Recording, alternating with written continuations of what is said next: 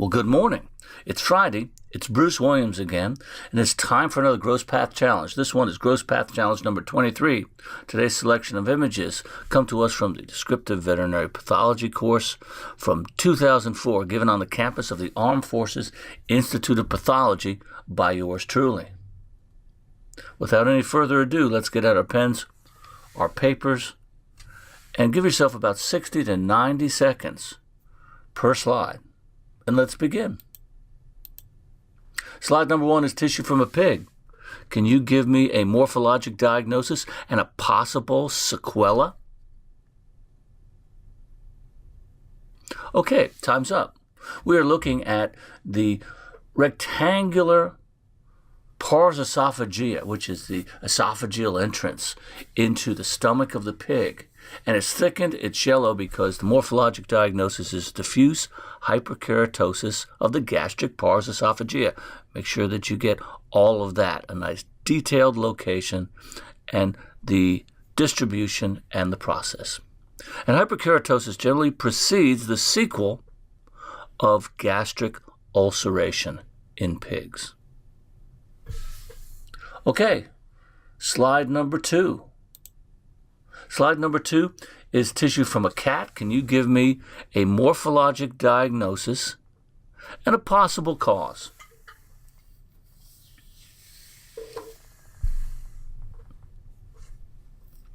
Okay, time's up. We're looking at the cross-section through the heart of a cat. This isn't my favorite picture of this condition, and I'll tell you why in just a sec. But what you can see is that the right ventricular lumen is just this tiny little slit.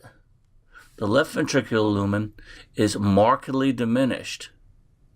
And the interventricular free wall here and the left ventricular wall is markedly expanded, and it's whitish in nature. And white means that we've added something. And you can add a number of things to tissue. You can add inflammatory cells. You can essentially add cells, fluid, and air. It's obviously not air, it's not liquid, and we've added a lot of cells. They could be inflammatory cells, they could be fibroblasts, but you get the same sort of color change if you just cram too many normal cells into the same amount of tissue. So what we've done is we've put a lot more cardiomyocytes in here.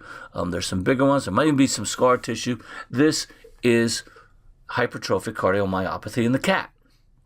The morphologic diagnosis is diffuse severe hypertrophy of the interventricular septum and the left ventricular free wall. And if you're taking this for a real test, you want to put hypertrophic cardiomyopathy at the end of that morphologic diagnosis in parentheses so the grader knows you know exactly what you're talking about. A possible cause? Well, a possible cause in this case would be hyperthyroidism. And if you want to say thyroid adenomatous hyperplasia or multiple thyroid adenomas, that would all be fine and be very acceptable. And in short, as a generalization, when you are secreting a lot of extra thyroid hormone, you upregulate the metabolic needs of the body. You sort of set the thermostat higher in the body. The body's going to require more oxygen. The heart is going to work harder. And over time, you are going to get hypertrophy.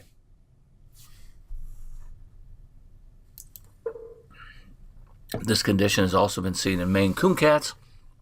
I'm sure there is a genetic predisposition, and if you know that one, then you could write that one down too. But I don't know that one off the top of my head. Hey, I said I didn't really like this picture, and I don't. Because if you're going to submit a picture of hypertrophic cardiomyopathy, I would much rather have a longitudinal section of the heart. Because remember, if you cut the heart right at the tip, you can make it look just like this. I hate the cross sections. And a lot of times, that's what practitioners who are doing posts will cut in. You get this really nice round section of the heart, but you don't know where it's been taken, the heart. I much would rather have the heart cut in if I'm looking at a slice so I can see the entire luminal diameter. from top to bottom. Just a couple of other things on hypertrophic cardiomyopathy. This is one of those conditions that organ weight is actually a very good thing. Hearts that are over about 20 grams in a cat, because basically all cat hearts are about the same size. If it weighs more than 20 grams, you trim it down, it weighs more than 20 grams. That's a very good indicator of hypertrophic cardiomyopathy. And I always look at hypertrophic cardiomyopathy, or any of the cardiomyopathies in a cat, is really nowadays more of an ante-mortem diagnosis, because we have ultrasound. You have the ability to measure the lumen and see how it's been compromised. So really, I think that ante-mortem diagnosis is the way to go here. Histologically, all the books have these really beautiful pictures of wavy, disarrayed, enlarged cardiomyocytes. That's great if you can find them, but you certainly don't find them on every case. Another thing that you want to look for in any type of cardiomyopathy is fibrosis. But a lot of times you will just not see it. There's some beautiful ones in the books. We get some great ones in the Wednesday slide conference, and we always take pictures, but don't think that you're going to cut in these hearts. And we get them quite a lot, because everyone always says, oh, someone poisoned my cat. Turns out they have cardiomyopathy. No one noticed about it or knew it. But don't think that you're going to get those beautiful histologic specimens every time. Just doesn't happen. Okay, I've talked way too long on hypertrophic cardiomyopathy, so we better move on, and let's move on quick to number 3. That's tissue from a calf. I would like for you to give me the morphologic diagnosis and the cause. Okay, time's up. Wow, this is sort of a busy looking, gross picture. A lot of things going on here, and hopefully you didn't get lost in the middle of all this red and white and notice that the cerebellum is pretty much just gone. We have a tiny little nub in here. The rest of the brain looks pretty good, the cerebrum, the basal ganglia and all that, but just no cerebellum, a big empty hole back here. So the morphologic diagnosis is going to be diffuse severe cerebellar hypoplasia. Don't say atrophy, okay? This animal was born, but it probably did not survive. It didn't ever have a cerebellum. It didn't shrink away, so it's going to be hypoplasia. And the cause is going to be, and we were very specific when we write this down, this is in utero. That's important. In utero, bovine pestivirus infection. If you wrote down BVDV or bovine pestivirus, I'm only going to give you half credit on this section because it has to be in utero. And it's a very specific window. And what happens is within the particular window, and there's all sorts of different windows, and depending on when the animal's infected, you're going to get all sorts of different appearances. Later on in gestation, then you will induce the predisposition for the animal you'll have immunotolerance against bovine pestivirus. So if he's infected later on in life with a cytopathic version, he's going to develop flagrant mucosal disease, and that's going to be a real problem.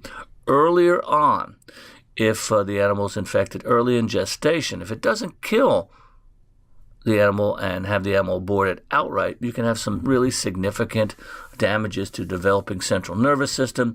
In this particular case, one of the latest developing parts is the cerebellum. And actually, in a number of species, cerebellum continues to develop after the animal is born, especially in kittens, where it's like 2 weeks. The cerebellum is still developing after the animal is born.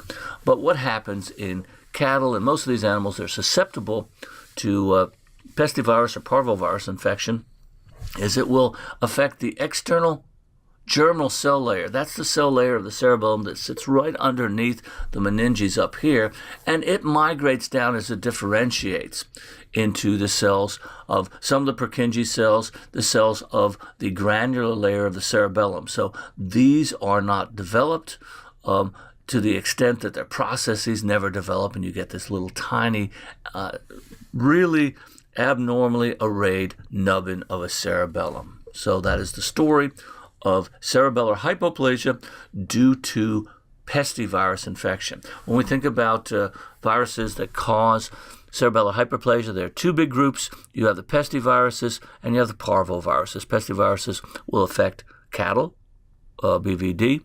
Sheep also causes hairy shaker disease. And pigs, hot cholera virus, can cause cerebellar hyperplasia.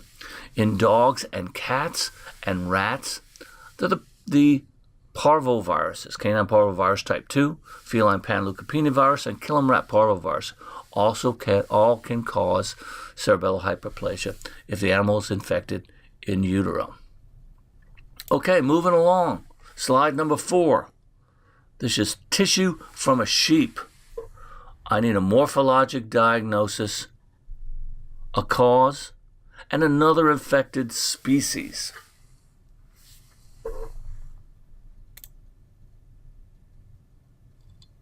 Okay, time's up. This is such a classic lesion in sheep. This is a lymph node.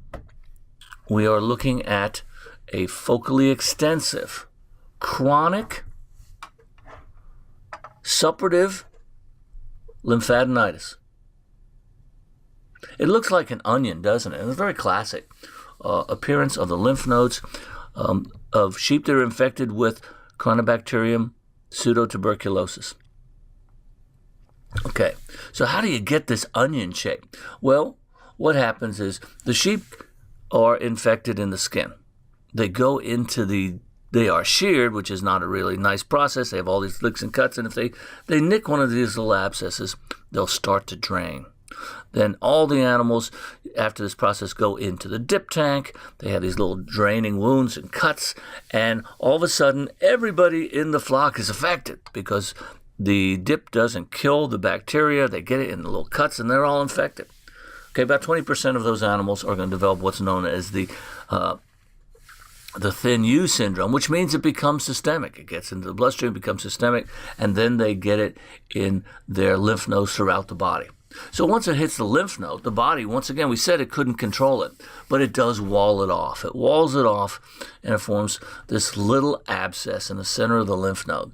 Okay, but that Corynebacterium is a tough nut to kill, and you're not going to do it. And eventually it's going to rupture through that bit of fibrous connective tissue, and it's going to form another ring of pus around it. Then the body's going to wall it off again, and then it's going to break through, and it's going to form a little wall of pus around that. And you can see now how these repetitive cycles of containment and escape result in the sheep in the formation of these lamellated onion-like abscesses. They're hard because of all the fibrous connective tissue. If they get them in the hilar lymph nodes, they'd be so hard that the animals will asphyxiate. But you can see them throughout the animal's body in the mesenteric lymph node or whatever, because this has gotten into the bloodstream.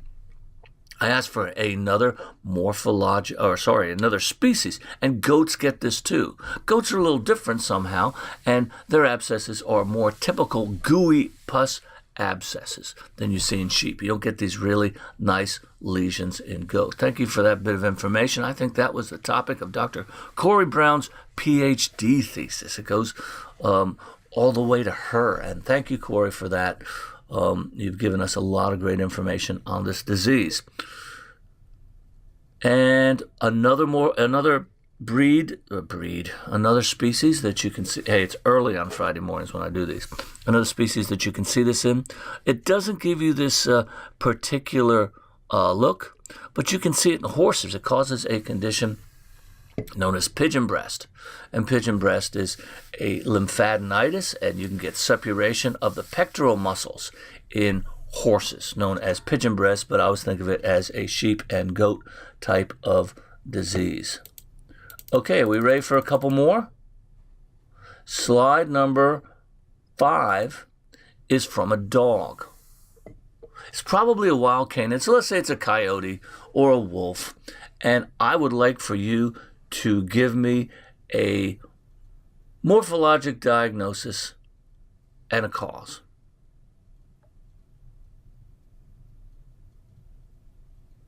Okay, time's up. We are looking at, I typically don't put the trachea down and the bronchi up, but then the label will be upside down and people think that was funny. So we're going to look at it. Anyhow, this is the trachea. This is the area where it bifurcates into two bronchi, known as the carina, and you can see these multiple, often coalescing granulomas. So the morphologic diagnosis is multiple tracheal and bronchial granulomas, and the cause is a nematode parasite primarily seen in wild canids known as Philoroides oscillari. Doesn't usually cause much of a problem. Occasionally can cause occlusion of one of the bronchi when these granulomas get very big. And if we looked a little closer, what you would see is in some of these you would see the adult nematodes as little white lines within them. Over time, the animal is wormed or something like that. They will die, and the granulomas will calcify or mineralize. But they usually don't cause too much of a problem in wild canids. Slide number 6 is tissue from an ox. I'd like a morphologic diagnosis and 3 possible causes. Okay, time's up. I'm going to give you 6 causes on this one. I tend to lump them all together, and you honestly can't really tell the difference on them. Classically, when I was a resident, this was a beautiful picture of shipping fever. Look at a couple things. We know that there's a bronchopneumonia. We have a wonderful delineation here, the affected area where the concentration of fibrin and all the atelectasis is cranioventral. That makes it a bronchopneumonia rather than a diffuse interstitial pneumonia. You can see that there is pretty profound expansion of the interlobular septa by largely air, maybe some fluid in there, but you see these bubbles here between the lobules. This is emphysema, and this is usually seen in any cow that can't breathe and really having trouble and struggling to breathe, and it breathes so hard it ruptures some of the airways. They leak air into the lung tissue, and it tends to accumulate. So this can be seen as a nonspecific finding in a number of different conditions. What is more important to us is cranioventral fibrinous pleuropneumonia. You can see the fibrin on the outside, so the pleura is affected as well. You can see that beautiful fibrin. This is not just atelectasis. This is inflammation, necrosis. It's terrible in here. Okay, so the morphologic diagnosis is going to be a focally extensive fibrinosuppurative pleuropneumonia with interlobular emphysema. And if you want to say fibrinosuppurative bronchopneumonia with fibrinous pleuritis, that's fine. Absolutely no problem. I just shortened it a little bit, threw everything together. But when you use the term pleuropneumonia, I want you to be sure that you're seeing effects in the pleura and effects in the underlying pulmonary tissue, and we certainly have that. Okay, classic cause of shipping fever is Mannheimia hemolytica. Mannheimia used to be Pasteurella. I'm going to give you 2 more Pasteurellas or Pasteurella used to be's that you want to add to the list. Pasteurella multocida. Absolutely. These are all members of the bovine respiratory disease complex. You often see them in conjunction with some predisposing viruses like parainfluenza or bovine respiratory syncytial virus, but we're just talking about the bacterial part now. So I want Pasteurella multocida, Mannheimia hemolytica, and Biebersteinia triolosi, which used to be Pasteurella triolosi. And all the Pasteurellas are really nasty organisms and can cause this lesion. There are also some mycoplasmas which will do the same thing. The classic is Mycoplasma mycoides, small colony. Very difficult histologically to tell from Mannheimia. And then I'm going to put Mycoplasma bovis in there as well. Okay, the last one I'm going to throw in there, which can give you a lesion that looks like this, is Histophilus somni. You're going to say, well, doesn't that cause thromboembolic encephalopathy? Well, yes, it does, but over the last 20, 30 years, probably because we have more animals in feedlot situations, all that, we see a lot more myocarditis and pneumonia with that condition nowadays than we see brain lesions. So 6 causes of shipping fever, a nice way to get to the morphologic diagnosis. And if you're ever in a certification exam or something like that, pretty much guarantee somewhere in there you're going to get your chance to show how much you know about shipping fever in cattle.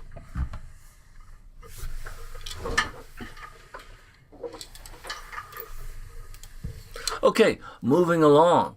Slide number 6 is tissue from a cat. Can I have Oh, let's just name the disease on this one. That'd be fun. Name the disease. Okay, time's up. This is a beautiful case. And the disease is feline asthma. And what we're seeing is we are seeing the outlines of all of the airways with absolutely profound submucosal gland hyperplasia, mucus production, and chronic inflammation.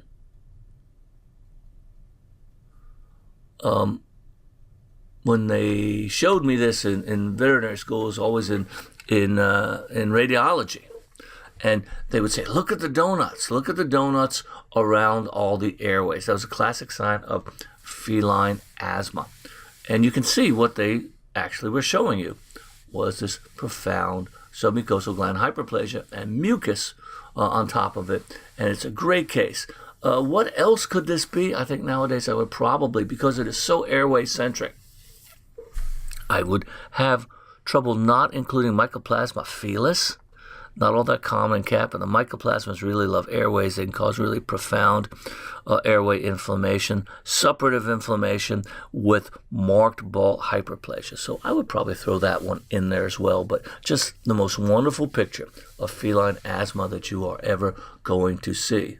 Wow, there's a bunch of respiratory on this particular test.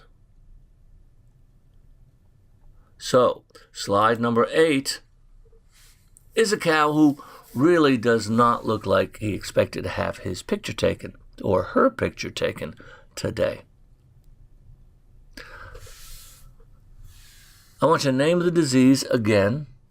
And how about a pathogenesis? I'm going to give you all the full 90 seconds on this. Remember, a good pathogenesis is a number of buzzwords strung together with arrows. The first one's generally the cause, the last one is generally the lesion, and there's usually a couple of intermediate steps which you can just abbreviate with a couple of words and some arrows going from one concept to the other. Okay, time's up. Name the disease, high altitude disease. People used to call it this brisket disease, and certainly there is a lot of edema in the brisket. There's a lot of edema throughout this particular animal. So brisket disease or high altitude disease. This is seen in cattle that are moved up to high altitude. So they're taken from low-lying pasture to mountain pasture too quickly. No time to accommodate. And so what happens is they go to an area where they are mildly or markedly hypoxic. And when you decrease the amount of oxygen you're getting, the arterioles of the lungs will constrict, and you will get the second important concept here. First one was high altitude, hypoxia of high altitude. The second one is pulmonary hypertension. It's a non-specific finding in hypoxia of any type. People who are chronic smokers and get emphysema late in life, you see them. They have these oxygen tanks because they also have pulmonary hypertension. It seems counterintuitive to me.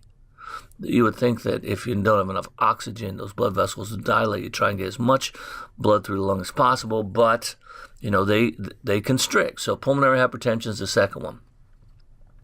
Okay, third concept, if your right heart is having to push blood against those constricted vessels, it's a lot harder to do. They have to generate a lot higher, and you get right ventricular pressure overload.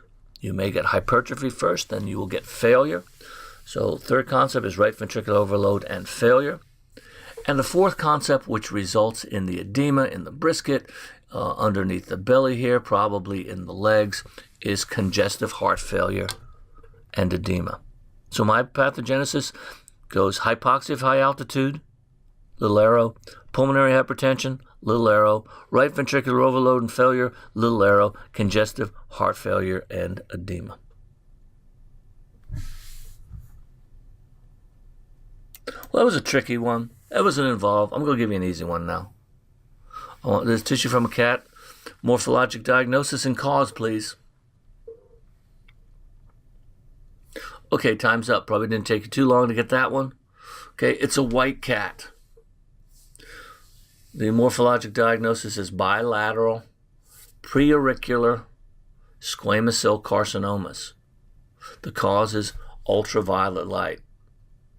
And we tend to see a lot more squamous cell carcinomas in white-faced cats, white-faced cattle, such as Herefords, white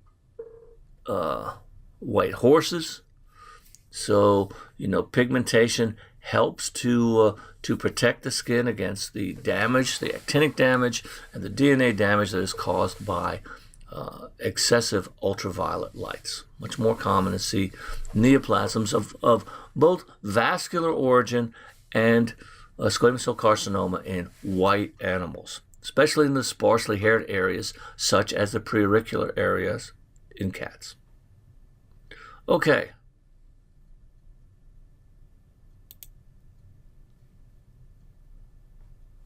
Last slide.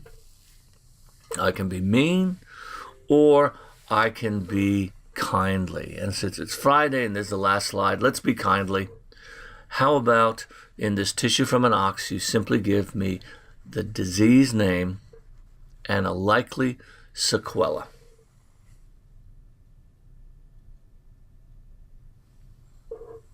Okay, time's up. The name of the disease is ruminal acidosis or grain overload. Now, remember, when you see an ox at necropsy, and a lot of us have seen this, and it's come into it's been out in the field for a while, or it's come into the freezer and it's sat over the weekend. Then on Monday, it's like, okay. When you go in, a lot of times you can strip the lining off of the rumen. But because this has a burned appearance, it is reddish underneath. In this particular case, I want you to think about grain overload. Likely sequela, well, we would have bacterial infection of the rumen, mycotic infection of the rumen, hepatic abscessation, okay, because eventually those bacteria or the fungi, mostly bacteria, are going to get into the liver. Okay, you should know the pathogenesis of grain overload. Okay, break it down very simply, and we'll get into too much grain, and then the pH of the rumen starts to drop because the normal flora are converting that to volatile fatty acids, which are acidic. They drop, and then it gets down to about 4.5, and most of the good bacteria start to die off then, and you get overgrowth of a couple of species, such as lactobacillus, some forms of streptococcus, peptostreptococcus, which make a lot of lactate, and that further drives the pH down. And at that point, there aren't a lot of bacteria that are going to survive that, except for Fusobacterium, who is a survivor and loves a low pH. And you're going to have holes in the mucosa at that point, which allows some of these bad bacteria like Fusobacterium to get into the bloodstream, into the portal circulation. Eventually they will get into the liver, cause necrosis and abscessation in the liver. If they rupture into a blood vessel, that can go into the lung and cause a profound pulmonary bleed.